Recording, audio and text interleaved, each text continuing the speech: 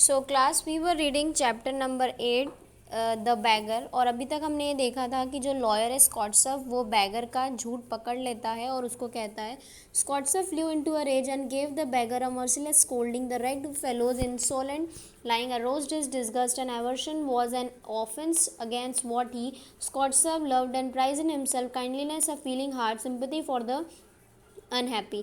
अब स्कॉट्सव को मन में लगता है कि मैंने बेचारे इस बैगर को इतनी बुरी तरीके से डांट दिया है और उसका झूठ भी पकड़ लिया है। By this lying by his treacherous assault upon compassion the individual had as it were defiled the charity which he filed to give to the poor with no misgiving in his heart. The beggar at first defended himself protested with oaths, then he sank into silence and hung his head overcome with shame। और ये भी देखता है कि bagger ने पहले तो बहुत सारी कस्में खाई कि नहीं मैं झूठ नहीं बोल रहा हूँ, लेकिन बाद में वो साइलेंट हो जाता है और अपना सिर झुका देता है कि हाँ मैंने गलती की है। Sir he said laying his hand on his heart, I really was lying, I am not a student and not a school village master, all that's were a mere invention. I used to be in the Russian corps and was turned out of his drunkenness, but what can I do? Believe me, in God's name I can't get on without lying. When I tell the truth no one will give me anything. With the truth one may die of hunger and freeze without a night lodging. What you say is true, I understand that, but what am I to do डू। अब beggar अपनी सफाई में कहता है कि मैं गरीब हूँ, ना मेरे पास पैसा है, तो अगर मैं सच बोलूँगा तो कोई भी मुझे खाने के लिए खाना नहीं देगा और रहने के लिए घर नहीं देगा, इसलिए मुझे झूठ बोलना पड़ता है किसी किसी तरीके का। ठीक है। और वो ये भी कहता है कि मैं कोई स्टूडेंट भी नहीं हूँ, ना ही कोई स्कूल मास्टर हूँ, बल्कि मैं एक रशियन ऑर्केस्ट्रा में गाना या बजाना करता था, वहाँ से मेरी ड्रिंकिंग की आदत लग गई। What are you to do, you ask what are you to do, cried Skvortsov going to claps close up to him, work, that's what you must do, you must work, I know that myself, but where I can get work। ठीक है। अब वो Scott से उसको बोलता है कि तुम्हें कुछ ना कुछ काम करना चाहिए, तुम यंग हो, तुम्हें सब आना चाहिए काम।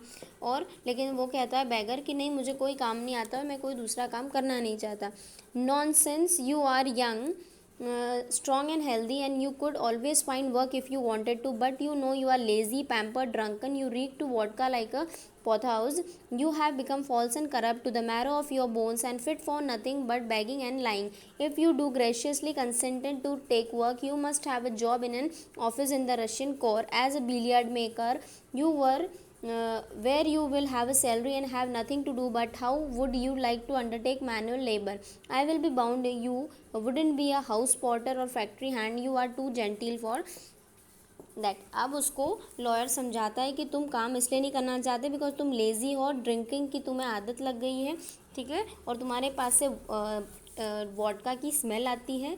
ठीक है। और अगर तुम चाहते तो उसी रशियन ऑर्केस्ट्रा में तुम अभी तक कुछ अच्छी सैलरी लेते और कुछ अच्छा बन जाते, लेकिन तुम अपने मैनुअल लेबर मेहनत नहीं करना चाहते हो। अगर तुम चाहो तो मैं तुम्हें हाउस पॉटर या फैक्ट्री में काम दिलवा सकता हूँ।